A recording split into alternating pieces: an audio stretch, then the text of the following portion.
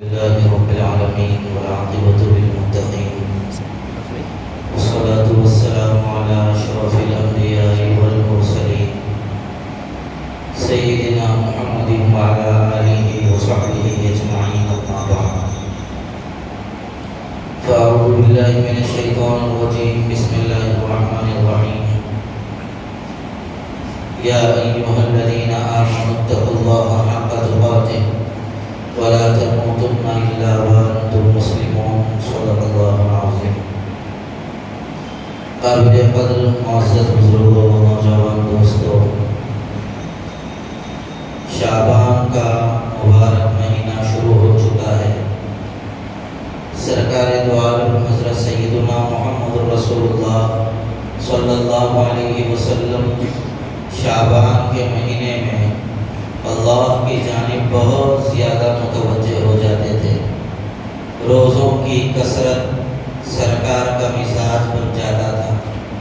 اماں جان صدیقہ کائنات حضرت عائشہ صدیقہ رضی اللہ تعالیٰ عنہا فرماتی ہیں، میں نے اپنے محبوب آقا صلی اللہ علیہ وسلم کو رمضان کے علاوہ اگر کسی مہینے میں سب سے زیادہ روزہ رکھتے ہوئے دیکھا ہے تو شعبان کے مہینے میں۔ شعبان کا مہینہ چونکہ رمضان المبارک کے بالکل قریب ہے اور اب رمضان المبارک کے لیے صرف 28 دن باقی رہ گئے ہیں، ہماری ذمہ داری ہے کہ ہم رمضان المبارک کی اچھے سے اچھی تیاری کریں، پریکٹس کریں، عبادات میں اپنے آپ کو زیادہ سے زیادہ مشغول رکھنے کی کوشش کریں۔ رمضان المبارک بڑا قیمتی مہینہ ہے، اس مہینے کے آنے سے پہلے اپنے آپ کو رمضان کے لیے تیار کرنے کی ضرورت ہے۔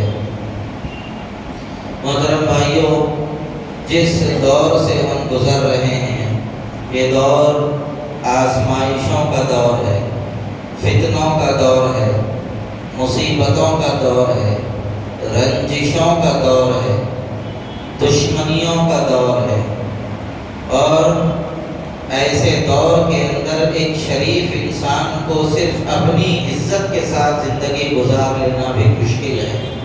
لوگ نہ کسی کو عزت سے جیتا ہوا دیکھنا گوارا کرتے ہیں، نہ عزت سے مرتا ہوا دیکھنا گوارا کرتے ہیں۔ لوگوں کی نگاہوں میں دوسروں کی عزت جمتی ہی نہیں ہے، اور کچھ لوگ تو ایسے ہیں جو لوگوں کو اگر عزت ملتی ہوئی دیکھتے ہیں تو فوراً ٹانگ پکڑ کر کھینچنے کی کوشش کرتے ہیں، ان کو دوسروں کی عزت برداشت ہی نہیں ہوتی، اور غیر محسوس طریقے پر لوگوں کو کمزور کرنے کی کوشش کرتے ہیں۔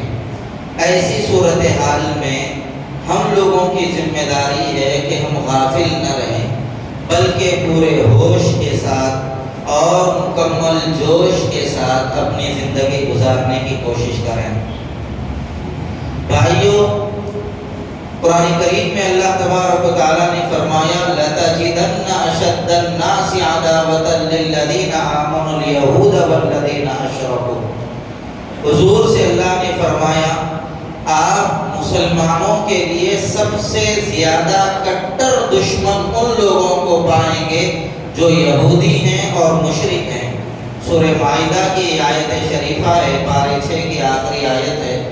اللہ تعالیٰ نے اس میں یہ ارشاد فرمایا کہ یہودی مسلمانوں کو سب سے کٹر دشمن ہے، مشرک مسلمانوں کے دشمن ہیں۔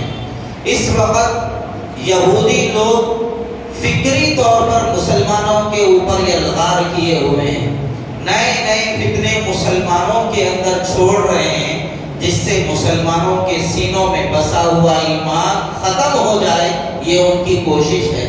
لوگوں کو فکری طور پر غیر مسلم بنا دیا جائے، فکری طور پر ان سے ان کا ایمان چھین لیا جائے، خرافات میں، رسومات میں، بدعات میں اور ضلالتوں میں، گمراہیوں میں مسلمانوں کو مبتلا کر دیا جائے، یہ فکر ہو رہی ہے۔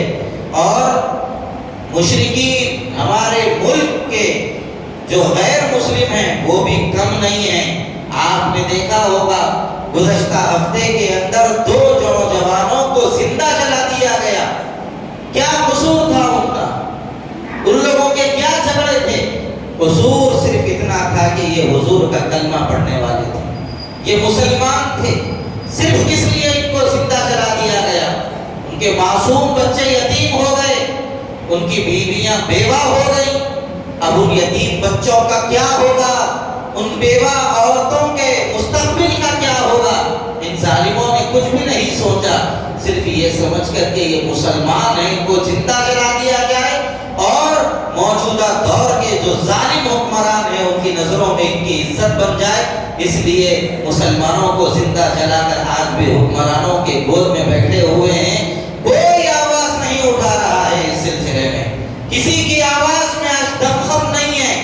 گزشتہ ہفتے میں ہماری ریاست کے اندر ایک معصوم مسلمان کو مار مار کر ہلاک کر دیا گیا، اس کو اتنا پیٹا کہ وہ مر گیا آخر، اور مارنے والے کوئی آوارہ لوگ نہیں تھے، مارنے والے کوئی جاہل نہیں تھے، مارنے والے اچھے لباس کے اندر درندہ ذہنیت رکھنے والے لوگ تھے۔ 4 پولیس اہلکاروں نے عبد القدیر کو مار کر قتل کر دیا، اس کو اتنا مارا کہ وہ دواخانے میں آنے تک اپنی جان توڑ دیا۔ اب آپ بتائیے اس کا ذمہ دار کون ہے؟ کیا ان لوگوں کو ان کی نوکری ختم کر دی جائے؟ ان لوگوں کی کیا یہ سزا کافی ہے؟ اسلام نے قانون بتایا تھا سزا دینے کا، وَكَتَبْنَا عَلَيْهِمْ فِيهَا أَنَّ النَّفْسَ بِالنَّفْسِ وَالْعَيْنَ بِالْعَيْنِ وَالْأَنْفَ بِالْأَنْفِ وَالْأُذُنَ بِالْأُذُنِ۔ قرآن کریم میں اللہ تبارک وَالسِّنَّ بِالسِّنِّ وَالْجُرُوحَ قِصَاص، قرآن میں اللہ تبارک و تعالیٰ نے سورہ مائدہ میں فرمایا تھا کہ ہم نے مقرر کر دیا ہے ان لوگوں کے اوپر، جان کے بدلے میں جان ہے، آنکھ کے بدلے میں آنکھ ہے، ناک کے بدلے میں ناک ہے، کان کے بدلے میں کان ہے، دانت کے بدلے میں دانت ہے، اور کوئی کسی کو زخمی کرے گا تو اس کے لیے برابری کا بدلہ ہے۔ یہ سزا قرآن نے سنائی ہے، لیکن ان لوگوں کو اگر صرف چھوڑ دیا جائے یا ظلم کرنے کے بعد لوگ سوری بول دیں تو کیا وہ سارا کا سارا بدلہ پورا ہو جائے گا؟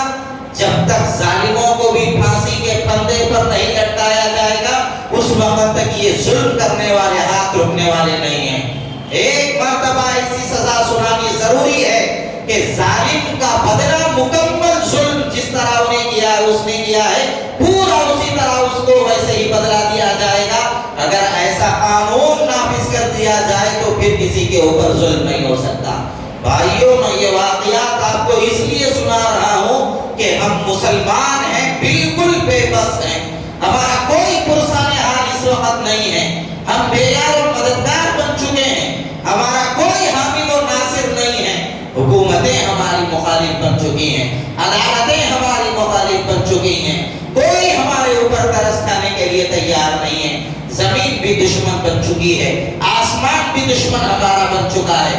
ایسے وقت میں اگر کوئی ہمارا سہارا ہے تو سوائے اللہ کی ذات کے ہمارا کوئی سہارا نہیں ہے، اور اللہ تبارک و تعالیٰ اپنی جانب متوجہ کرنے کے ہیلے ہم لوگوں کو بار بار بتلا رہا ہے، بار بار اپنی جانب اللہ متوجہ کرنا چاہ رہا ہے۔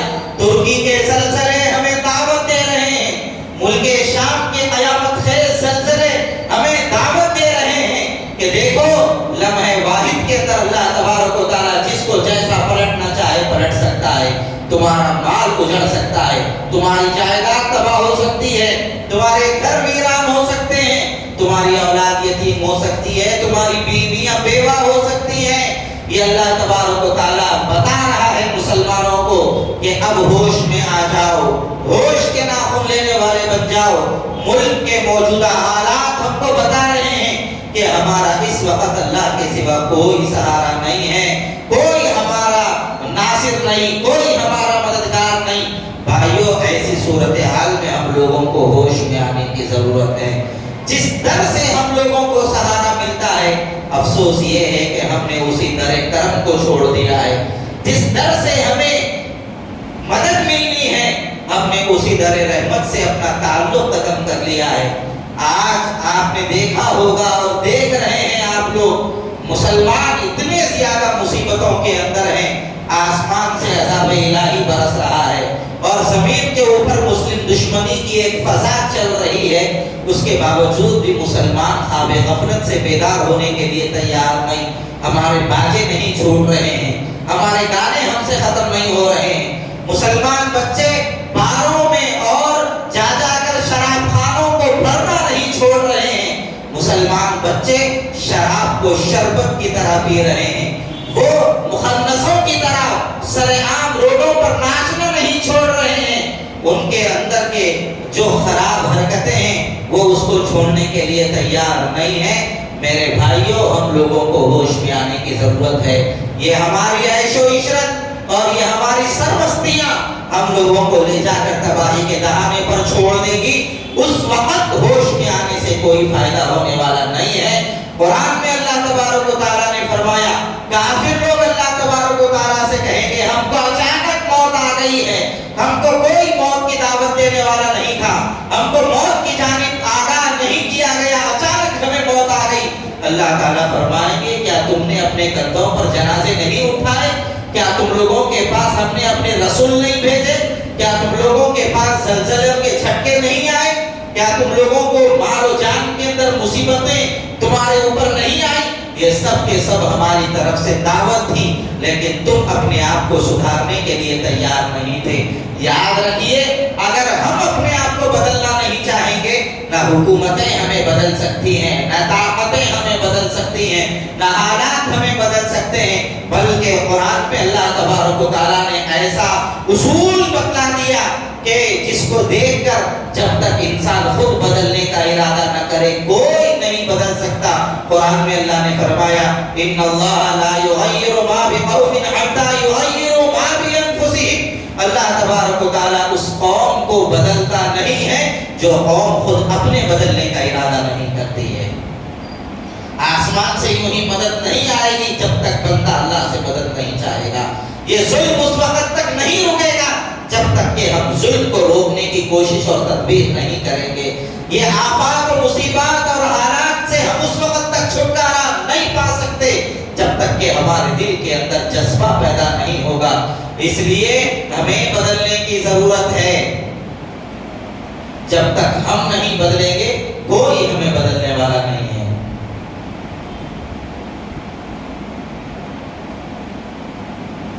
اللہ تبارک و تعالیٰ نے ہم لوگوں کی ہدایت کے لیے ایسے ایسے واقعات ہمارے سامنے پیش کیا ہے کہ پچھلے زمانے کے واقعات کو دیکھ کر بھی ہم اپنی اصلاح کر سکتے ہیں، اور موجودہ دور کے واقعات کے ذریعے بھی ہم عبرت پکڑ سکتے ہیں۔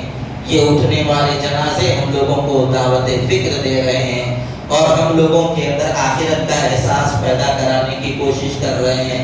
آج ایک مسجد میں فجر میں جنازہ تھا، ابھی ظہر میں نے دیکھا، ظہر میں بھی جنازہ ہے جمعہ میں، اور عصر میں بھی ایک جنازہ اس مسجد میں آنے کے لیے تیار ہے۔ ایک مسجد میں ابھی ہماری مسجد کے سامنے سے بھی ایک جنازہ گیا ہے۔ جنازے اس طرح اٹھ رہے ہیں کہ ہم لوگوں کو دعوت دے رہے ہیں، تمہیں بھی ایک دن اس دنیا سے جانا ہے، جانے سے پہلے پہلے کچھ بن کے چلے جاؤ، اپنی آخرت کی تیاری کی فکر کر کے چلے جاؤ، یہ غفلت کی زندگی سے اپنے آپ کو بیدار کر کے چلے جاؤ۔ میرے بھائیوں، آپ لوگوں نے ایسے بھی ویڈیوز دیکھے ہوں گے کہ آدمی بیٹھا ہوا ہے، بیٹھے بیٹھے دم توڑ رہا ہے، لوگ اپیلیں کر رہے ہیں کہ بھائی ہمارے خاندان کی اس کے اندر خواتین ہیں، وہ ویڈیو کو آپ زیادہ وائرل مت کیجئے۔ میرے بھائیوں، اس واقعے کو میں آپ کو بتلانا چاہ رہا ہوں، ویڈیو نکالنے والے تم تھے یا کوئی باہر کا آدمی تھا؟ اگر تم پہلے یہ حرکت نہ کرتے، اپنی خواتین کو خود تم لوگوں کے سامنے بے پردہ نہ کرتے، تو تمہیں آج یہ اپیلیں کرنے کی ضرورت نہیں پڑتی تھی۔ تم نے پہلے اپنی خواتین کو بے پردہ کیا ہے غیروں کے آگے، تم نے ویڈیو لے کر لوگوں کو اپنی خواتین کے سامنے بے پردہ کیا، اس کے بعد اپیلیں کرنے سے کیا فائدہ ہونے والا ہے؟ کوئی فائدہ اس کے ذریعے نہیں ہوگا۔ اور یاد رکھیے آپ یہ بات، اچھی موت اور بری موت کے درمیان فرق کرنا بھی سیکھیے۔ موت آنے والی ہے، موت آ کر رہے گی۔